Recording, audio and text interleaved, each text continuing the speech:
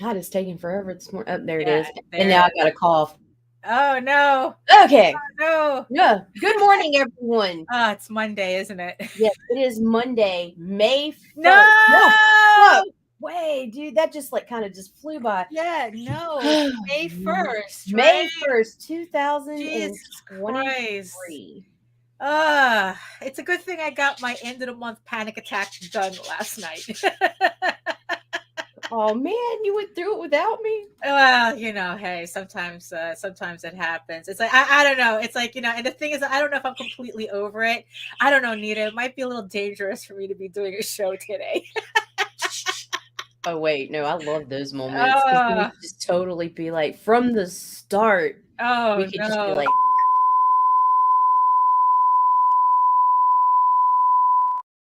heads up, bitches. Daphne's in a mood. Oh my goodness. I don't know.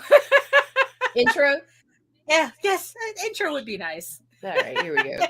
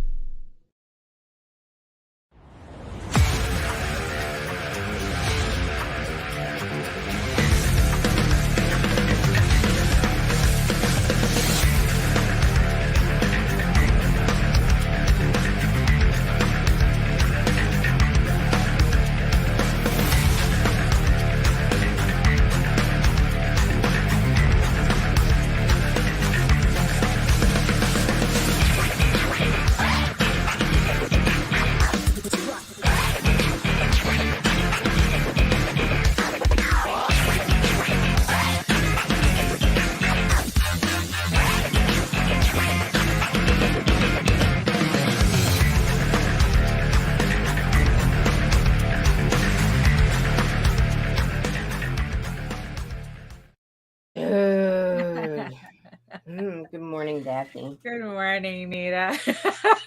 I guess we're officially back to normal. Mm. Oh my goodness. So good morning, everybody. Yes. Oh, May 1st. And I'm not liking it already. Mm-mm. I am not liking it already. We are a month away from being halfway done with 2023. And I object. I object. Oh, who's joining us in the chat today? Oh, a lot of me. Oh no. John Celestri. Hello. Let's see who else. Oh, we got your boy. Hello, Joseph. Hello. Joseph always confuses me Er, because for some reason I want to call him Chad, but it's not because No, of it's Chad not Perkins, who is also in the chat, and random Facebook user who, dude, come over to YouTube and identify yourself. Yeah, exactly. Yeah. Like I said, this is why we tell people to come over here onto YouTube, because of Facebook. I don't know why Facebook does that. So, so yes. So we have John, we have Joseph, we have anonymous Chad, and Chad. Hello, Chad. Oh my goodness. And yes, I see you, the 9 people next to my giant eyeball on the screen, joining us from regions beyond. Of course, as you can see, I'm completely out of it today. It's like, look, we just spent, I don't know, it felt like the past 5 days was nothing but rain, overcast rain. It felt like the past week was like that. And it's like my weather. And just today, we're finally Have a really, really nice day. It's sunny. It's the type of day that we should have been like going outside and doing something, but no, it had to be on a Monday where everybody has to go to work. So, so before the bell, Ephraim rings the bell. It's like, so let's get this started. Just to at least, oh my God, I need, yeah. Maybe I'm the one who should be drinking Jose's coffee today. Hello, everyone. My name is Daphne Lage, and I'm a cartoonist, illustrator, and comic book artist from New York. I have been self-publishing comics since 1992, and you know what that means. Welcome to another edition of Thunderdome! And I am known for my furry fantasy adventure Tall Tales, returning to Kickstarter very, very soon, especially now. Tall Tales are, so I thought, the first full-color Tall Tales one-shot returning to Kickstarter. So make sure that you hit the link in the show notes below so that you hit the notify me on the pre-launch page so you get notified when the campaign goes live. I am still furiously working on it. I am hoping to get it done very, very soon because I have no choice now. I was supposed to finish this last month, but now I have no choice. So yes, it's going to be finished very, very soon. Also, I am also known for my medieval fantasy soap opera drama, Eagle Raven, Heir of the First Unicorn, with issue 7 returning later this year, which I am also currently working on. Why am I so tired? Gee, I don't know.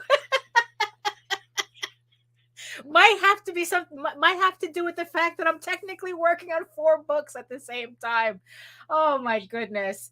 Oh, and in the meantime, you can read both my comics online at Tall Tales, TAILS online.com and eagleworks.com, EGOWORKS.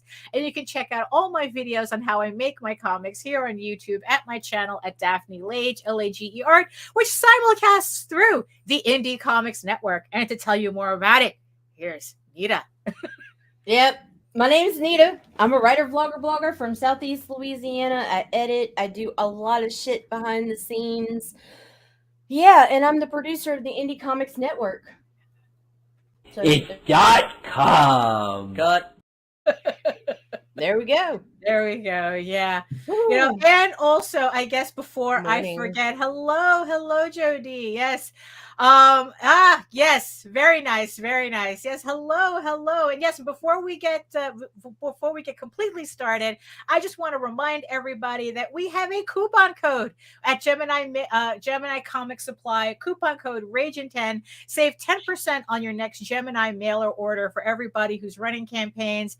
And you need to get all your fulfillment stuff together so that all your comics deliver in pristine condition. But what if you're not running a campaign? What if you don't run campaigns at all? What if you're just a fan? Well, I know you have a messy-ass comic book collection that needs to be organized. And guess what Gemini Comic Supply also sells? They sell bags and boards, current and silver age. Last I checked. So yes, you can save money on buying just your standard comic book supplies from Gemini Comic Supply using our coupon code RAGEN10. Get your collection in order. You spend way too much money on these books to just throw everything in a corner where a flood can take everything out in one shot. That's not what we're supposed to do. Right. Well, no, yeah, we're not supposed to do that. I learned, I learned that lesson. We all learn that lesson the hard way at least once. So, oh my goodness. So how you doing, Nita? Yeah, I know, right? I'm breathing. Yeah, my husband is home. That's good. So that's good. Yeah, like how's he holding up? He's doing great. Follow-ups begin tomorrow, so there's like 4 appointments or something. I don't know. There's a lot. It's going to be busy for the first few weeks until the second round of chemo. And I mean, he has a doctor for every organ now. Pretty much, seriously, he's got a nephrologist, a rheumatologist. They probably will end up referring him back to a cardiologist because they want to do the echo eventually, where they go in and double check, because even though his heart function was good, it doesn't mean there's not issues. Yeah, so we have to check everything, and so there's that. Yeah, fun times. Yeah, I mean, it's like, I mean, as somebody who grew up with a chronically ill father, it's like being in and out of hospitals is kind of a drag. Yeah, well, hopefully he avoided hospitals his whole fucking life. He's had this. Well, now he has to catch up. He has to catch up for all that time. Shut up, Daphne. We're done. We're not doing it again. Fuck. Yes. No, really. Let's not do that again. I mean, that was like that was really scary. So. No, it was wild and too long. Jeez. Yeah. No, really. I mean, like I said, I couldn't. When my mom was in the hospital, I keep swearing we were in there for 3 days, but no, I think it was probably 2 days, and it felt like a week. It does. Every day feels like a week, because it's like the moment you feel like you could get some sleep, either the person you're there for will need something, or here they come for another round of vital signs. And there was a point in time, especially during the chemo, where they were coming every 15 minutes around the clock. Right. It's like, right. Yeah. It's like, you're trying to save his life, but I'm ready to take yours. Right. Yeah, exactly. Yeah, that's So a couple of days ago, I learned about a very tragic bankruptcy, and I'm really upset about it. Oh yeah? Yeah, Bed Bath & Beyond. Oh God, that's fucking terrible, man. No more Sweet Pea body spray for me. I was actually pretty upset about that. It's like, look, I mean, really. It's like you don't realize how much a company, it's like how much you depended so much on one company until they file for bankruptcy, allegedly to avoid unionizing workers. But hey, I don't know that for sure.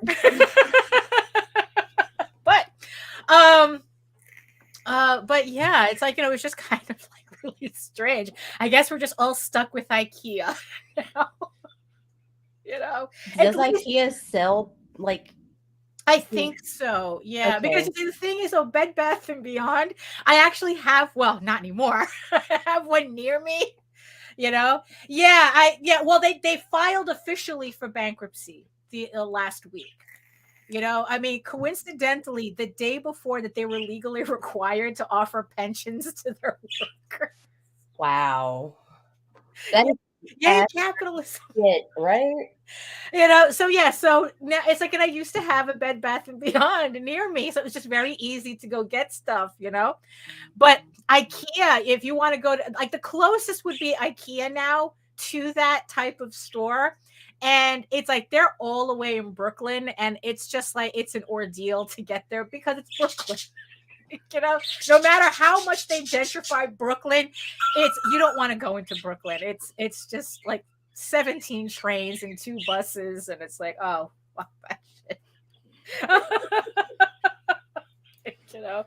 So I was really upset about that. It was that and when the parent company for Eddie Bauer filed for bankruptcy, and it's like, luckily they kept the Eddie Bauer brand, because how it is, like, you're shopping for clothes and you find the one brand that like is your go-to, no matter like you never have to measure yourself again, because the sizes are just like, I know the sizes are consistent with this brand. And then it's I guess I'm just not that girly. Right. Like, I just grab a t-shirt, I hold it up. It's like, it's going to fit. If I get home and it's a little tight, I'm going to cut it up. And if it's you see, if it's loose, I'm going to cut it and tie it back. So you're resourceful like that. I need my shit to fit right off the rack. Oh my goodness. But yeah. So end of the month panic attack. That seems to be just as much on my schedule as everything else. Oh my gosh. I mean, I was in a goddamn mood yesterday. It's like, it's like the kind of mood where it's like, I'm working, it's like how you're just doing shit. You're just like, you just feel like you just keep crying, and, it's like sweating, and it's just like this whole thing. And then I realized, it's like, oh wait, no, I'm okay. No, I did it too. Right. And I did it yesterday. It was with C. I was trying to get caught up with some edits that were approaching deadline and trying to catch up from all the stuff I missed at the hospital, like fixing the YouTube channel. And rescheduling stuff and moving shit around. And I just had a moment where it was just like nothing particular happened, but it was just like I just looked over at him and I'm like, I hate this shit. But I don't. I really don't. I actually enjoy what I do. But for some reason, it just like all of a sudden just felt like everything was just like, and it was like, it's too much. I can't stand it. Nobody appreciates it. Fuck it. I'm done. Right. Yeah. That's kind and then of 5 minutes later, I was okay again. Yeah. But, exactly. Oh, okay. Okay. That was a moment, Yeah, because it's like, I mean, already we're 4 months in. So it's like, we're literally a third over the year. Right. And it's like I said, I didn't hit my deadline for Tall Tales the way I wanted to last month. But you see, the funny thing is that, so because of that, I thought, okay, let me start on working on my next project just to kind of like feel like I'm getting that started. Right. So I started inking pages for the Eagle Raven one shot. And then last night, on top of everything, right? And it's like, and the thing is, it's like I'm four pages in to the one shot out of a 16-page one shot. And so it's like, oh, okay. It's like, this is actually working. And so it's like, I'm still shading like the last of the 12 pages for Tall Tales. And it's like, oh, look at that. I'm already like 4 pages into the one shot. And then last night, and then yesterday I remembered, oh, wait, I got to get issue 7 started, and then it's like, that's what kind of like, it started like weighing on me at once. It's like, oh my God, it's like, I got to get this done. It's like, I got like 2-3 commissions. I have to definitely, I promised I would start those commissions last month and I didn't get to it. And now it's like, okay, now everything that I promised has to happen this month. Or else it's like, it's just going to get lost in the schedule. And it's like, okay, so I got 2 private commissions and I have some Oswald work that I have to do for Jose. It's like, I got like at least 3 pieces I got to do for him this month. Because he wants to use those pieces for like his next campaign. And it's like, oh, fuck, I got to get everything, hey, Jake, I got to get everything, get put together. So what I did is I woke up this morning and I shaded in the first page of Eagle Raven issue 7. So, and I realized it's like, oh, okay. All right. So we got that started, so it's kind of like, now it's like, yeah, we can do this. So yeah, it's just that I have to be on a really, really consistent setup as I go on, because I really have to get, I have to, yeah, because what it is that these next 4 months, I really have to get my list cleared off, and then in these next 4 months, because in September, I have to start working on Eagle Raven issue 8, because that's the first issue that I started from scratch, and I have the layouts done, but now it's like I have to give myself enough leeway to get 32 pages penciled, inked, and colored, so that I can have it ready yes, thank you, Patrick. That's what, and in the end, it's like that's what I really have to do. I have to stick to my list. I can come crack that whip for 4 days while I'm there. Yeah, I know, right? That's true. Yeah, that's true. I'm hoping I can get most of this stuff done, before you come over, so that we can have that we can go have fun, go visit the Henson exhibit, and maybe do a drive-by at his house in the city. Or whatever. Not creepy at all. Not creepy at all. So it's like, yeah, so we'll, it's like, I think by that point we're all going to vacation. But yeah, but that's, I mean, it's like, yeah, so it's like, I just have to keep reminding myself that it's like, that it's like, yes, it's doable. It's like, you know, I learned my lesson from last year. My schedule may look crowded, but it's doable. I mean, Right. I'm making my way through everything, and you know, it's just keeping the faith. That's the same place I was at, because everything all together looked, Yeah. it was just too much. It was overwhelming. And Yeah. then it was like, poor Tina from Right. Hasm Productions. Right. I messaged her and I'm like, okay, so are you gonna send me a file with your shit so I can start promoting Roadkill Rampage 4, right? Right. And I'm like, because I've been sitting here, I'm like, all right, Right. waiting. Right. Poor Tina. She sent it to me while I was in the hospital with C. Right. And I like completely forgot because the drive was highlighted on the laptop, not the main computer. So it's like I've had all the shit I needed to get the work done, but I'm sitting here and I'm blaming Tina in my brain. It's like, come on, man, we got work to do. We got to do shit. And it's like, oh, okay, okay, I'm sorry, Tina. Yeah, I know. Poor thing. She's having her own you know, publishing panic attacks, you know. So it's like, yeah, we're all kind of like in the same boat, you know. But yeah, I know, right? Be like a real mangaka. Get your entire family inking your shit.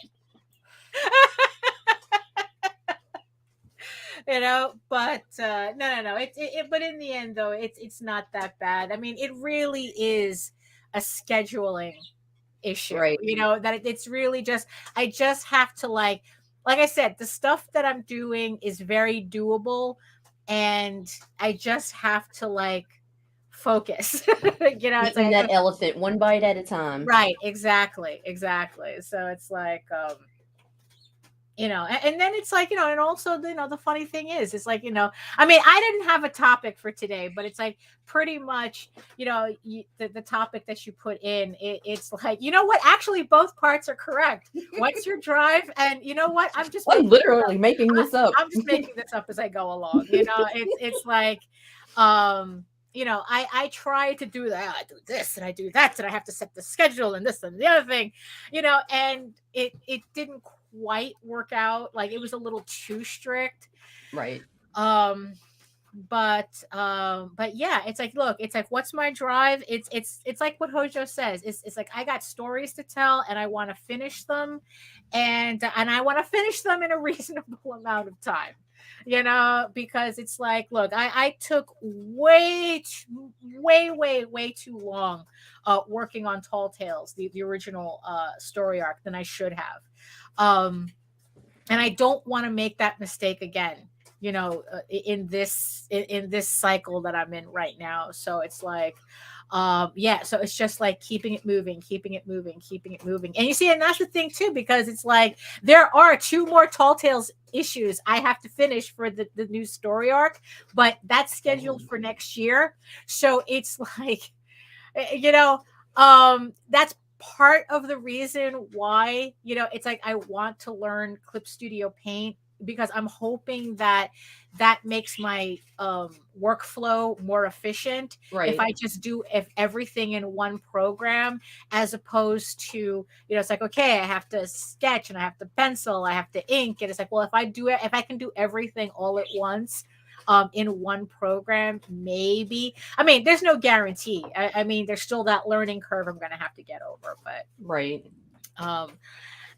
You know, but you know, because also the thing is too, is that what's kind of like makes me go, okay, this has to be on a schedule, is that, you know, we all know that building an audience is hard enough, you know, right. And building and then maintaining as you grow is hard. Exactly, you know, and it's like, and especially, you know, especially nowadays, where it's like, you know, people can easily turn to other sources of entertainment. Oh, it was Tall Tales. It was definitely Tall Tales came first, and then it's like Tall Tales. Yeah, Tall Tales was the first one. You know, like, we first published in 92, but I was probably working on Tall Tales since 86. Yeah, yeah, I did think so. 86, 87, I think. The other day I found the original first issue that we did, that we decided to entirely scrap and start over.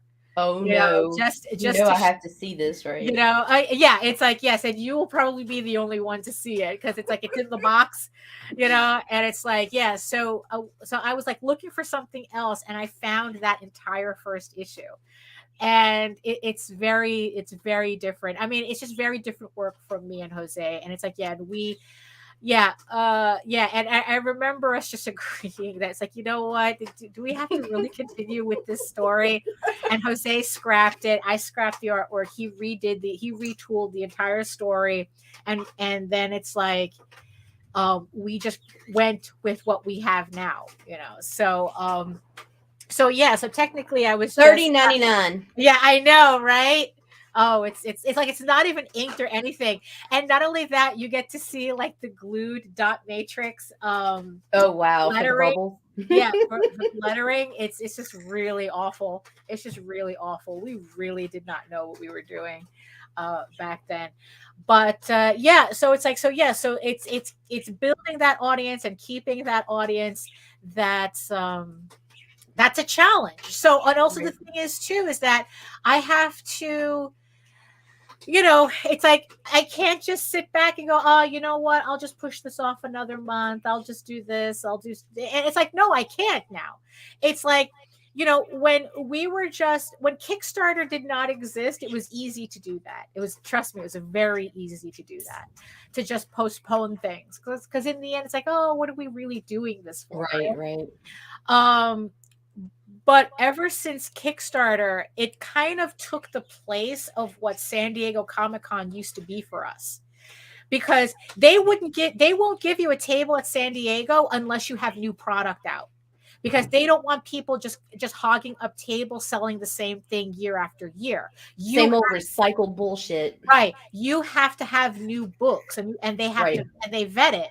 So that was like, okay, we have to produce something for San Diego. So that's what we would like churn stuff out for, but then after we stopped going to San Diego because the logistics and the cost and everything, there just comes a point where it's not feasible for us to do that every year. The momentum kind of stopped. We didn't have a focus on, okay, what, it's like, yeah, we'll just, we didn't have a focus.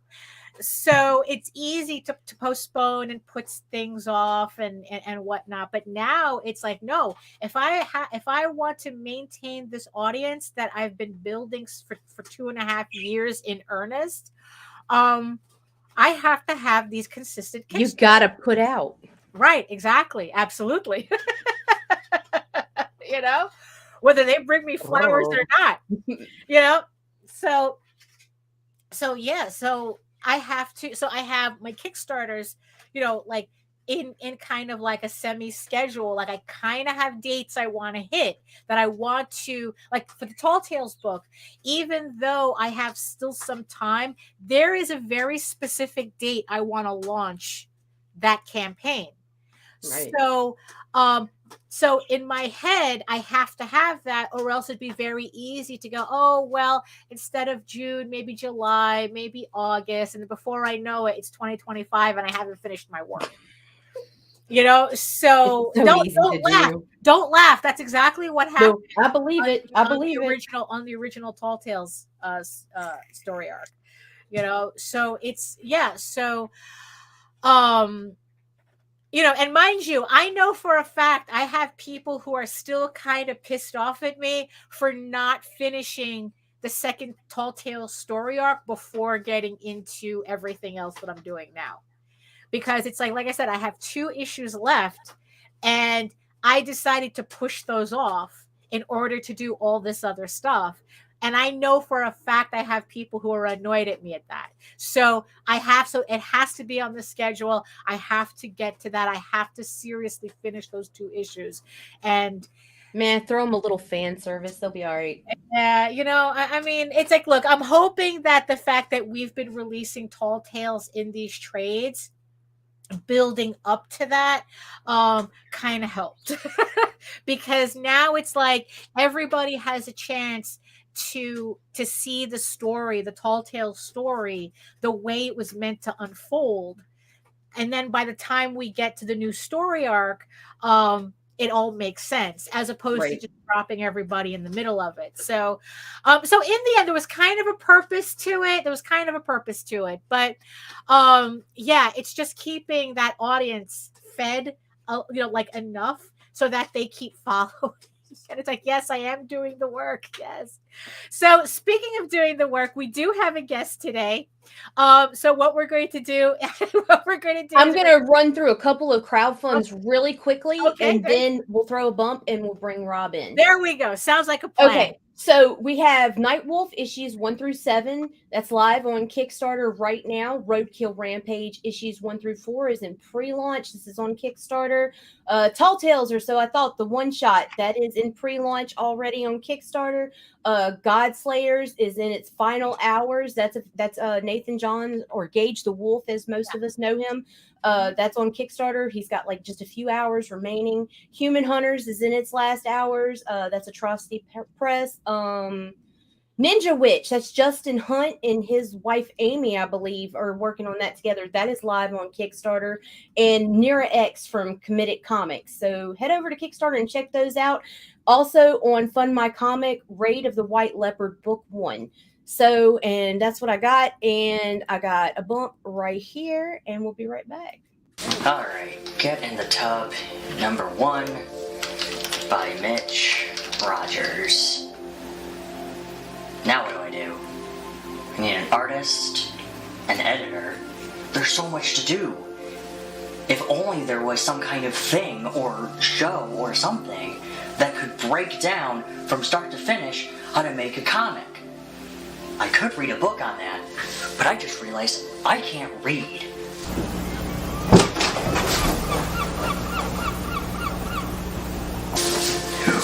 Oh my god, who are you?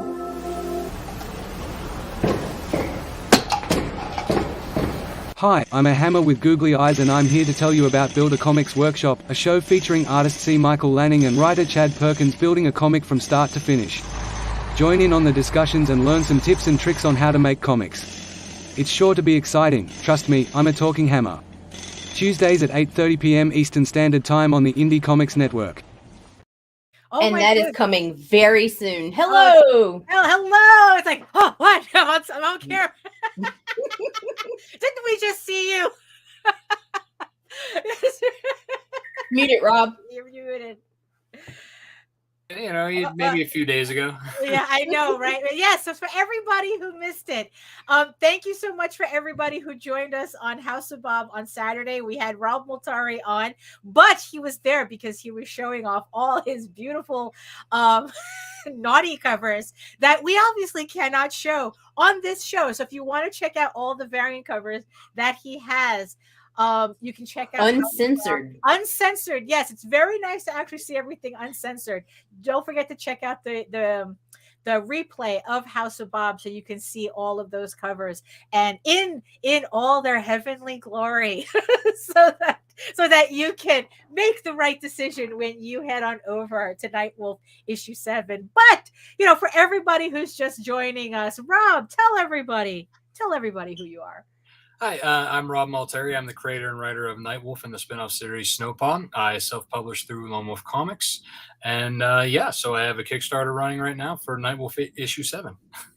There you go. Issue 7. I mean, look, I'm always impressed if any book makes it past issue 2.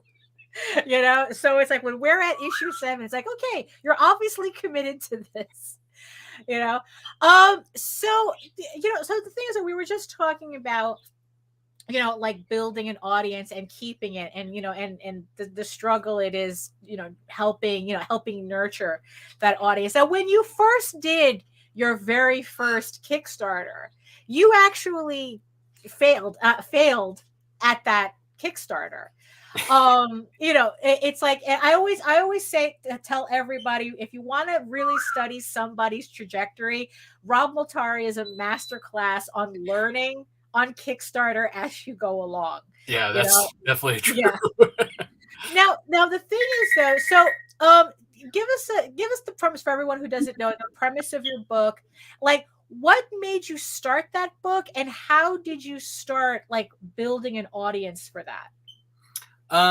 So both those questions are very far apart in as far as timelines. So the starting of the book all goes back to like being into comic books and wanting to write. Starting out doing fan fiction for X-Men, and sent a bunch of scripts into Marvel and got a very kind rejection letter, but yet encouraging, telling me to keep up the good work.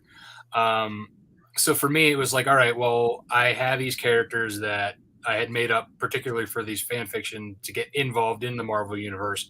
But since they didn't exist there, I figured I could retool them and work on them myself, add my own world.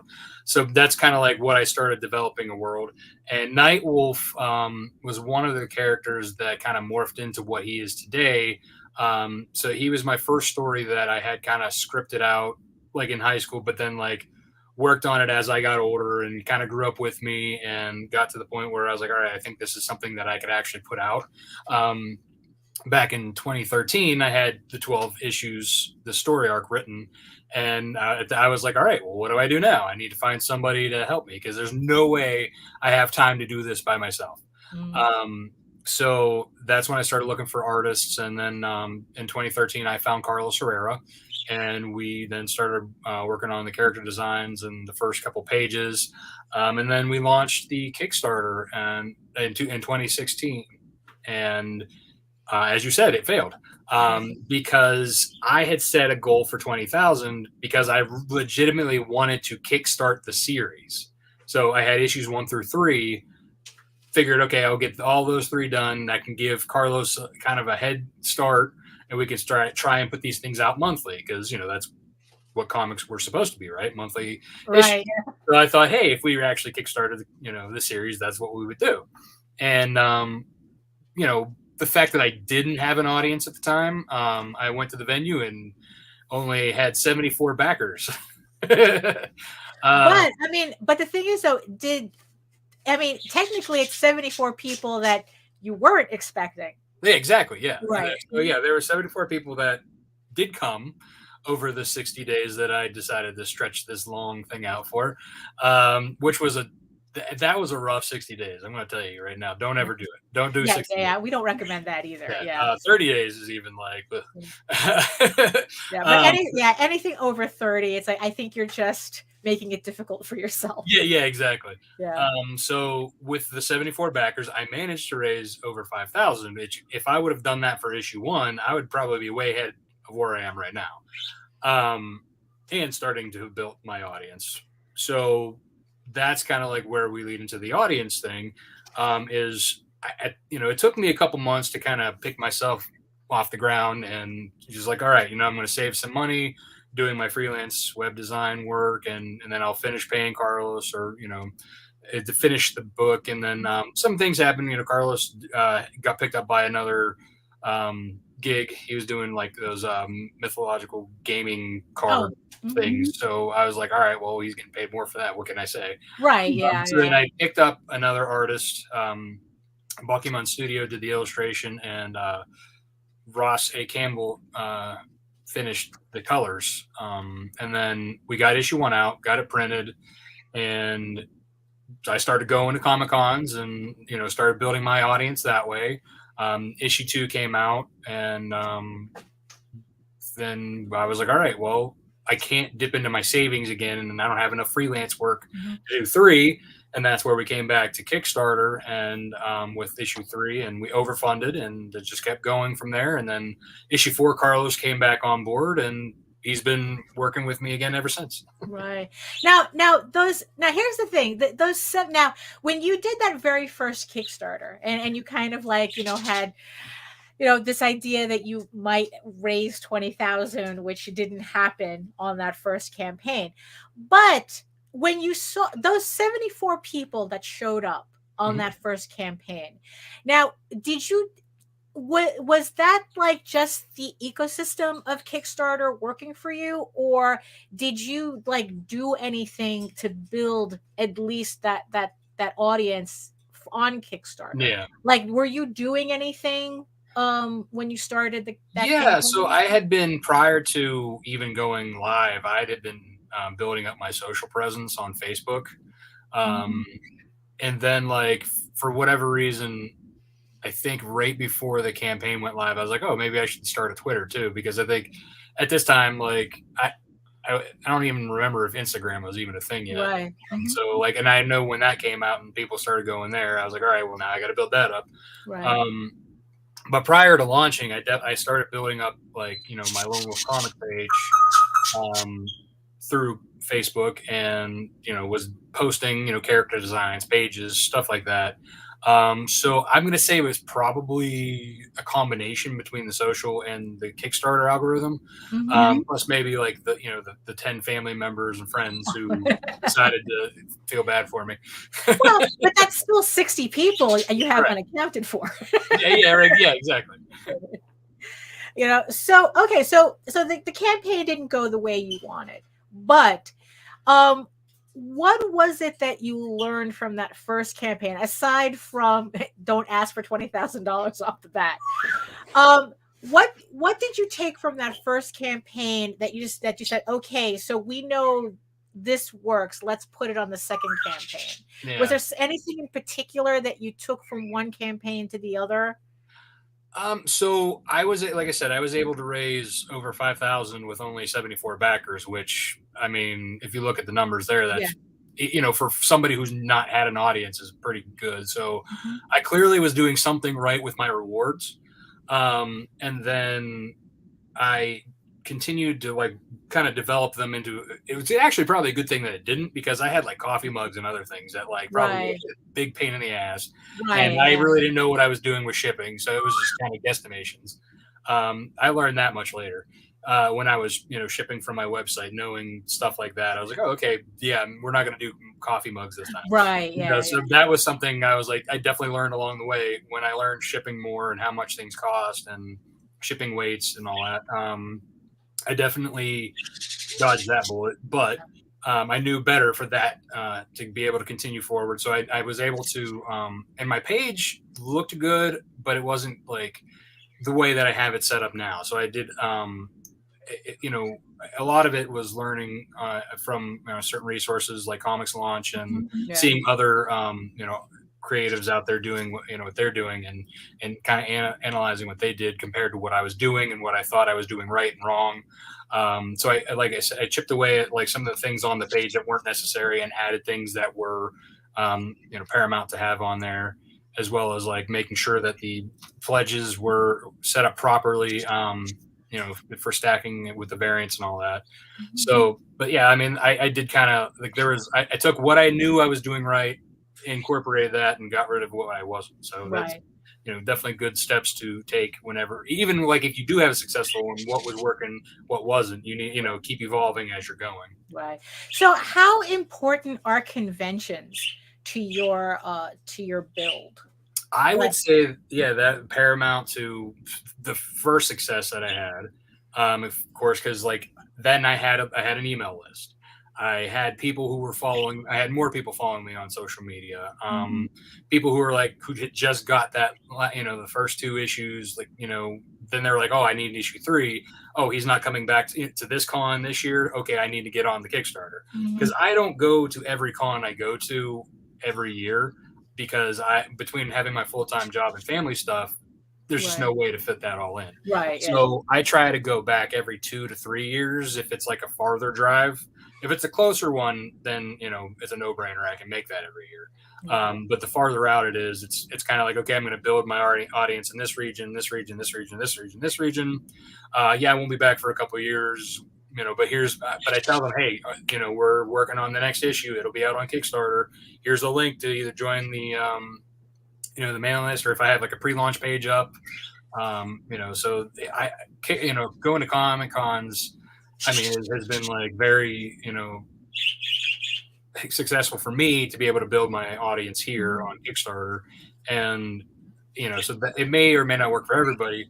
And I know, like, for me, like, I would love to get out further, but, like, you were talking earlier about the logistics of traveling, especially out to California. Yeah, exactly. Yeah. For me, I'm from Western Pennsylvania, and there's not a lot of cons around me within, staying at home, so I have to drive like, 6 or more hours to go to cons and then have to stay there for like 3 or 4 days or whatever, so, that works out for me, but to fly somewhere, I mean, I have 2 tables worth of stuff, and it fills my entire car. So there's no way. I've seen your table. There's no way that I'm going to be flying unless I pare down, and even then, it better be like a guest spot because I wouldn't be, if I don't, I take everything I can because I'm going to try and make that table back. Oh yeah, absolutely. Now the thing is though, because the amount of shows that you do is limited, so what do you do when you don't have conventions? And maybe you don't, like, in terms of in preparation for a Kickstarter or in between those times when you're fulfilling campaigns and you don't necessarily have a campaign going, but you still have an audience to nurture. Right. So what do you do in that space? So I have a mailing list that I try to mail regularly. So I usually try to do every 2 weeks. Sometimes I fail at that just because now having so many projects in the burner, it's not probably, maybe every 2 to 3. Right. But I still try to keep up with the email list, keep them posted on what's happening, what we're doing. And I'm always posting like socially, like at least, a couple times a week. When I'm in Kickstarter mode, it's like all day, every day. Like whenever I have something to put out there, I'm going to put something out there. Leading up to it's like once a day. In between, it's a couple times a week if I have something. Because I usually, in between, after the campaign ends, I usually have the backer kit, which is a pre-launch at that point. And then I kind of like promote that, not heavily, but it's, enough that it's there for anybody who may have missed. They can come in that way. Or once the books are in hand and I'm done with fulfillment, then I'm like putting it on my website, which I also sell to. So then it's like, hey, I got it on the website. If you want to get it now, you can get it, in a couple of days instead of waiting, Right. Well, speaking of the website, because that's also something, especially with, when platforms like Facebook and Twitter start acting up and they become a little less reliable.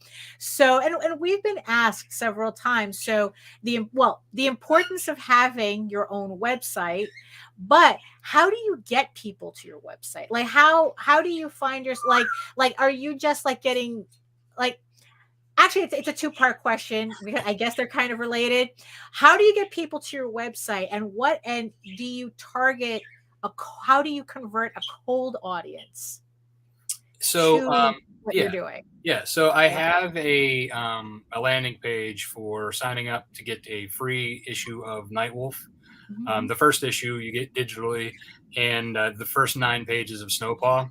So if you sign up for my email list through this landing page, you can test issue 1 and part of issue 1 of Snowpaw. And then that way you get on my list. I always send, like I have a welcome series basically. Like once they're on the list, then it's like I'm telling them about the website. I'm telling about myself, telling about the books, my mythology. And as I'm doing that, I have a call to action, say, hey, visit the website, learn more, or visit my Facebook page, learn more, visit Instagram, learn more, like basically through these emails, each one has a single call to action doing something different. So it's not the same call to action through this welcome series. And so that kind of helps to push that to the website. But also I've been kind of playing around with doing Google ads, just to kind of build that list up with the offer for the signups. Also, just to kind of like show my web presence. So if anybody searches certain terms like werewolf comics or lone wolf comics or whatever, what have you, my name will actually show up there. Right. So and I just do like $5 a day minimum. So Google Ads works kind of like Facebook. It's very similar, but not as visually. So whereas Facebook has a lot more visuals to it, the Google Ads is a lot more text-based. There are visual, but not as much. I mean, they're both very complicated in its own manner. Facebook's actually a little easier to understand in my mind. Google, especially when they keep changing their stuff, and it just kind of gets more difficult. Right. Now, between Facebook and Google, which one are you seeing like more success? I.e., actually gaining an audience, building an audience on. I think it's kind of like similar in as far as ads go. Like if I'm running like apples to apples for both, I see about the same traction between the two. I bet if I cranked up the dollar amount, I probably would see more, but just not there yet. Right. Okay. So you're still playing around with it to see what gives you literally the most bang for your buck. Yeah. Right. And also, if you think about it, like it's probably best to have both, just for the fact that like not everybody's going to be on one or the other. I mean, obviously, most people use Google, most people use Facebook. But I guarantee Google is going to be around a lot longer than Facebook, just for the fact that like. Everybody uses it as a search engine, and there's so many different social media platforms out there, and, so that's kind of like why I have both. But, I think organically you'll probably get more through Facebook just because that's more, I think, focused. Right. Yeah. Because Google's such a larger thing. Right. Yeah. Well, that's true. Yeah. So from when you started to where you're at now, and you're in the middle of a new campaign, and especially your last campaign was a real experimental one for you. So what do you think is like looking back on everything that you've done so far, is there anything that stands out as to like, ooh, if I had done more of X, maybe I would have done better with Y, or it's like, oh, or something. Is there something that stands out that makes you go, oh, I should have done more of that, or oh, I should have not done that? It's kind of hard to say at this point. I know, like I've done like more live shows on my own. Like is thinking like Facebook's algorithm, likes when you do lives, right? Like your own lives, not like being yeah. But I think that like I wasn't sure that really was working for me. But if it was, part of me feels like, oh, maybe I should have been building an audience through that way, doing like, but the time constraint, like I don't have time to build a show. Like, I'm not like what you guys are doing, because that's not my main focus, is to be a podcaster or a vlogger. My main focus is putting out comic books. So I had to decide, all right, well, what is my goal? To put out comic books or do this. Because it's like there's so much stuff that we need to do, and it's like there does come a point where it's like, okay, where are the priorities? Right. What is it that gives me, like what is it that I really need to do, but simultaneously is something that the audience wants me to do? Because in the end, it's like we kind of have to think of it that way. Yeah. And that's like, I would love to be able to like get on and do this more often by myself, or invite my own guests or whatever. But like, again, it's having the time to do that, where like, am I doing that, or should I be making sure that the books are done? The other part of that being, the audience side of things, like with my like email, like that would then like I wouldn't be able to focus more on that.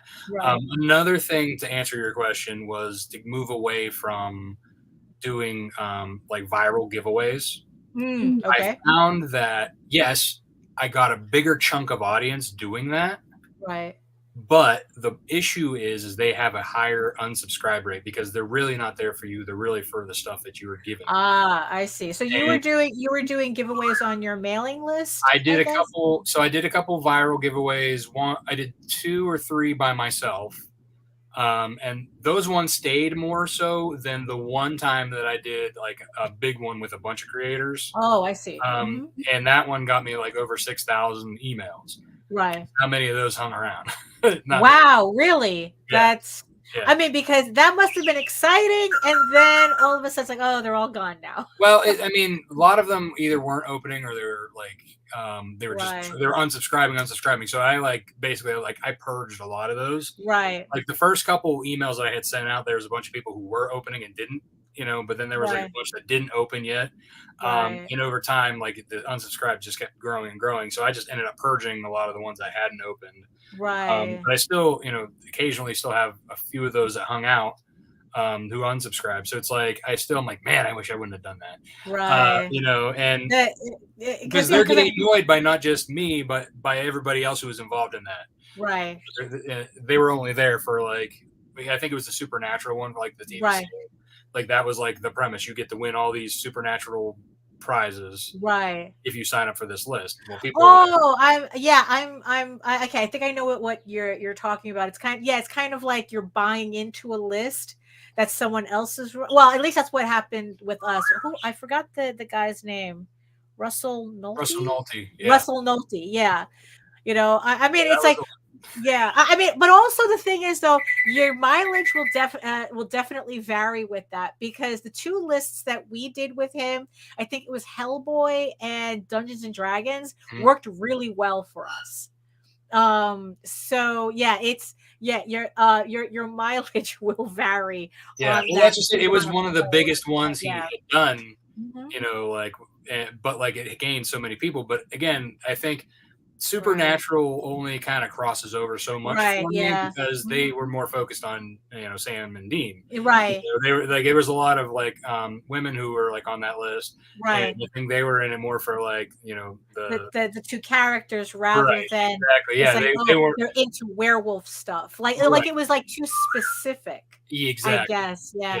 I mean, but giveaways are kind of tough, because it's like you don't want to attract the people who are just there for the freebies. Yes. But you do. I mean, so it's that's a give and take. Like I said, when I did it myself, I had a better return, but I still had unsubscribes, and I still had them trickling out eventually. Right. So it's for me, it's better in my mind. It's better to build your audience organically than to do that kind of a giveaway. That's true because because then for sure that the people are there for your product, and then it's like it's a lot easier, because in the end that's what it is. It's like, look, after 7 issues there are people who are definitely there because they want to see issue 8, they want to see issue 9, they want to see issue 10, and they're a lot easier to hold on to than somebody who's there because they just want to collect, I don't know, the Lena Dye cover, exactly. Like that's a little bit more difficult,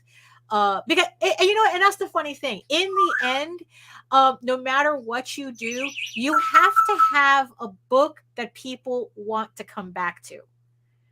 In the end, it's like, sure, it's like you can, you do have a lot of variant covers on here, but I think that if you didn't have the variant covers, for whatever reason, and remember, everybody, you can check out the replay of House of Bob to see the uncensored versions of all these variant covers that he has, that you would still have a lot of fans. You would still have a rather sizable audience, because in the end, they're interested in the adventures of Rodney and Snowpaw and all your characters, and then the variant covers or all the extras are just that. They're just extras. Right. Yeah, exactly. And I think, right now, like I'm seeing most of my backers are returning backers. Like I'm pretty sure it's like 90% of them. Yeah. You know what I mean? Somewhere up or down, but it's like around that is like returning backers. So, that's great to see. And I love that, that people are coming back to buy more, but also we as creators need more, readers to be able to grow and improve. And so like, it's that trick of finding more people, more new audience, and it's just, and it changes over time. I mean, that's, tricks that work these days to find new audience isn't working as much because the algorithms are always trying to, dumb it down. Right. Yeah, that's true. So, scroll back all the way down. How are we doing on the campaign? Let's show off all the backers that, what do we have here? So yeah, so thank you for the 363 backers supporting Nightwolf issue 7, raising $14,382 with 10 days left to go. So if this is your first time seeing this campaign, as you can see during the scroll, you are not missing out on anything in this campaign. You can pick up the entire series from issue 1 to issue 7. He has a beautiful trade paperback. He has, and he also has Snowpaw in there. So you can literally catch up on everything related to Nightwolf on one campaign. And if you missed the last one, which is the experimental one, we do have the plushies as an Oh, there you go. So there you go. That thing is so cute. I swear to God, it's cute in a weird way. Well, that's just, it's one of those. It's like a pug, They're like, oh, it's so ugly, it's cute. Yeah, exactly. So 10 days left to go. The link is in the show notes below for everybody who wants to pledge. Just because there's 10 days doesn't mean you have to wait 10 days. Please go ahead and pledge today. Just to get it over with. It's like just pledge. We all want your pledges. Yeah, so the more people that jump on, the more things unlock. Yeah, exactly. That's true. You have all of these stretch goals too. So definitely, you want to see some of those cool stretch goals, pledge today as opposed to pledging tomorrow. So thank you so much for returning, Rob. I mean, it's kind of weird that technically you're doing like 2 shows in a row with us, but I think House of Bob was different enough. I mean, it was like we were doing the uncensored version and the clean version. Yeah, no, there we go. I mean, it's a lot of artwork. If you want to see, and that's the thing, we were showing off a lot of artwork, like full screen and whatnot. So, as opposed to like squinting on a scroll. So if you really want to take a look at these covers, like I said, hit up the House of Bob replay from Saturday, and you'll be able to see all of this wonderful artwork that he has also available on the campaign. So like I said, nipples included. Yes, exactly. And very shiny skin. So thank you so much, Rob, for coming onto the show. Why don't you tell everybody where they can find you aside from Kickstarter, because all those links will be in the show notes. Yeah, so you can find me lonewolfcomics.com, on Facebook, Twitter, Instagram at lonewolfcomics. Personally, you can find me at Rob Malteri, Twitter, Facebook, and Instagram. And you can go to the Kickstarter via lonewolfcomics.com/Nightwolf is a quick link. It'll redirect you right to the Kickstarter page. Right. Oh, so there you go. So I want to thank everybody for joining us in the chat. And I want to thank the 11 people next to the giant eyeball on my screen. Thank you so much for joining us. So Nita, do you have any final thoughts? Yeah, like, share, and subscribe our shit and all that's good stuff. And make the algorithm gods happy. Yes, make them happy. Push all the buttons. Yeah, exactly. Thumbs up, thumbs down. We don't care. Right. And neither does the algorithm, apparently, and also it's like, so make sure that you like, subscribe, and hit the notification bell so you get notified whenever any of our shows go live as well. So if you want to learn more about me and my artwork and everything that I do, you can head on over to my main portfolio site at egoworks.com, EGOWRKS. You can find links to all of my galleries and social media sites, but I mostly post to Facebook if you're interested in seeing sketches and current work in progress and any live updates that I might be up to at that moment. And remember that you can see all of my videos on how I do all this artwork and my Wednesday live streams from 4 to 6 p.m.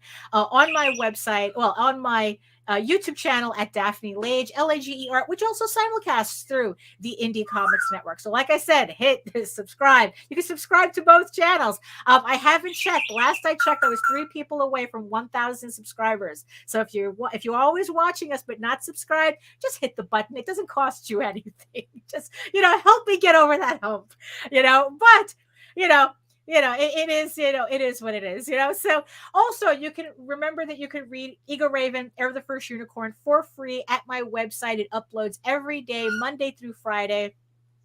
But if you prefer your fantasy to be more of a furry Lord of the Rings adventure, you can follow the link over to Tall Tales, TAILSonline.com, where not only can you read the first 20 issues of Tall Tales for free, but you can read the current story arc, Tears of the Mother, which is a direct continuation of Thieves' Quest. Again, uploads every day, Monday through Friday. And again, make sure you check out the link in the show notes below so that you sign up for to be notified when the Tall Tales Or So I Thought full color book goes live on Kickstarter later this year, but very soon, but still very soon though. So thank you again for joining us on this beautiful Monday morning, at least on my end. Hopefully it'll put me in a better mood for the rest of the day, but I doubt it. But I still have a lot of work to do.